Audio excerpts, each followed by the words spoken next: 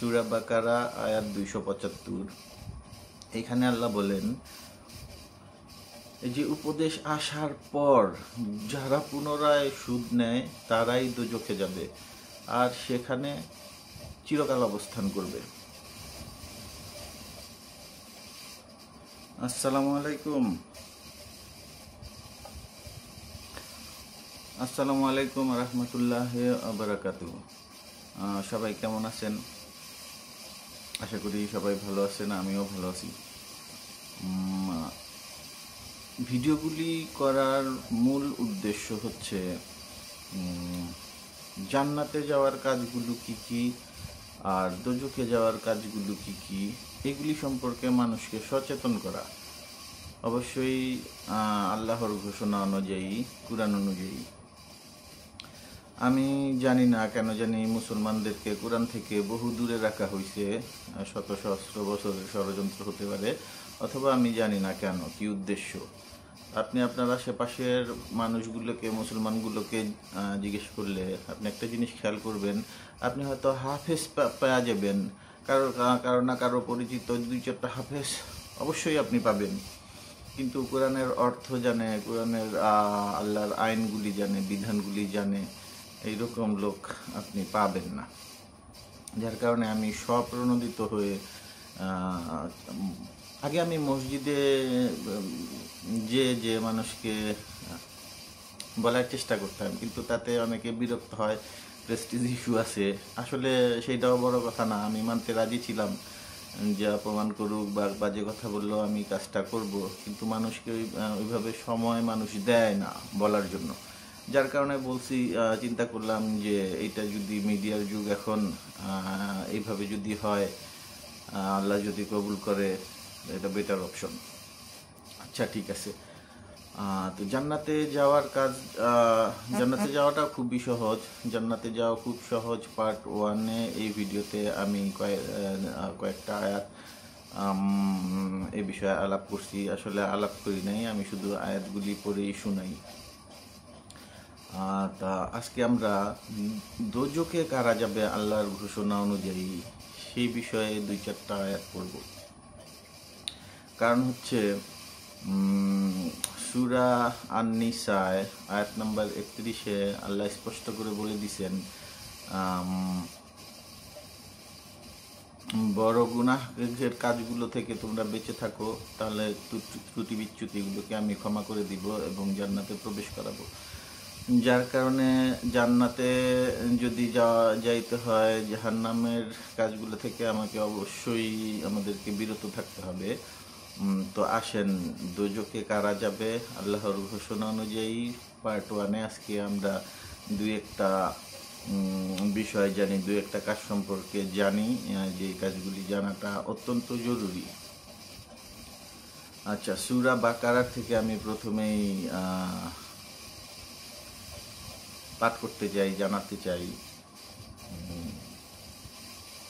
আয়াত 257-তে আল্লাহ যা বলেন, আর যারা কুফরি করে তাদের অভিভাবক হলো তাগুত, তারা তাদেরকে আলো থেকে বের করে অন্ধকারে নিয়ে যায়, এরাই হলো দোজখের অধিবাসী, চিরকাল তারা সেখানেই থাকবে। তা আমরা মুসলমানরা কাফের না, এই আয়াতটা কাফেরদের জন্য। আমরা পরের আয়াতটা দেখি। পরের আয়াত 275 নম্বর আয়াতে, সূরা বাকারা আয়াত 275। এখানে আল্লাহ বলেন, অতঃপর যার কাছে তার পালনকর্তার কাছ থেকে উপদেশ এসেছে এবং সে বিরত হয়েছে, পালনকর্তার কাছ থেকে উপদেশ আসছে এবং সে বিরত হয়েছে, সেটা আগে নবী রাসূলদের মাধ্যমে, এখন হুজুরদের মাধ্যমে, ইমামদের, মসজিদের ইমাম সাহেবদের মাধ্যমে, বা আমার মতো সাধারণ বান্দার মাধ্যমে, যেভাবেই হোক উপদেশ এসেছে এবং সে বিরত হয়েছে, তাদের কথা আল্লাহ বলছে। পূর্বে যা হয়ে গেছে তা তার ব্যাপারে আল্লাহর উপর নির্ভরশীল। মানে আগে যা করছেন না করছেন এটা আপনার বিষয়, সেটা আল্লাহর উপর নির্ভরশীল। আল্লাহ ক্ষমা করেও দিতে পারেন যদি আপনি পুনরায় কাজগুলি না করেন, অথবা অন্যান্য কাজগুলি আপনার ভালো থাকে। ক্ষমা করেও দিতে পারেন, আবার নাও করতে পারেন, সেটা আল্লাহর উপর নির্ভরশীল। তবে আল্লাহ ক্ষমাশীল, অত্যন্ত দয়ালু। আর যারা পুনরায় সুদ নেয় তারাই দোজখে যাবে। আসল কথাটা এইখানে, যে সুদ নেয়ার বিষয়গুলি এই আয়াতে বলা হয়েছে, যে নবীজি মোহাম্মদ সাল্লাল্লাহু আলাইহি সাল্লামের আগমনের সময়কার কথা। তখন থেকে আগে যারা এই সুদের সাথে জড়িত ছিল, সুদ নিছে বা দিছে, ওদের কথা বাদ। পূর্বে যা, সেটা এখানে বলছে যে পূর্বে যা হয়ে গেছে তা হয়ে গেছে, তার ব্যাপারে আল্লাহর উপর নির্ভরশীল। আল্লাহ ক্ষমা করে দিতেও পারে, আবার নাও দিতে পারে। যদি আপনি সুদ যান, অবশ্যই ক্ষমা পেয়ে যাবেন। আল্লাহ ওয়াদাবদ্ধ, আল্লাহ অনেক পরম দয়ালু আর ক্ষমাশীল। কিন্তু এই যে উপদেশ আসার পর যারা পুনরায় সুদ নেয় তারাই দোজখে যাবে, আর সেখানে চিরকাল অবস্থান করবে। তাইলে আমরা সূরা বাকারার 275 নম্বর আয়াত থেকে জানতে পারলাম, যারা সুদ নেয়, অর্থাৎ যারা সুদের সাথে জড়িত, এটা হতে পারে আপনি সুদ কারো কাছ থেকে নিলেন অথবা কাউকে দিলেন, উভয়ই, এরা দোজখে যাবে। স্পষ্ট আয়াত, এটা কোনো পাপের কাজ না বা হারাম কাজ না, এটা দোজখে যাওয়ার মতো কাজ। তারা দোজখে যাবে আর সেখানে তারা চিরকাল অবস্থান করবে। কোনো ব্যাখ্যার প্রয়োজন নাই, বুঝার কোনো কিছু নাই। যদি জান্নাতে যেতে হয় তাহলে জাহান্নামের কাজগুলি থেকে অবশ্যই আমাদের বিরত থাকতে হবে। এবং সেইখানে প্রথমেই আসছে কাফেরদের নাম।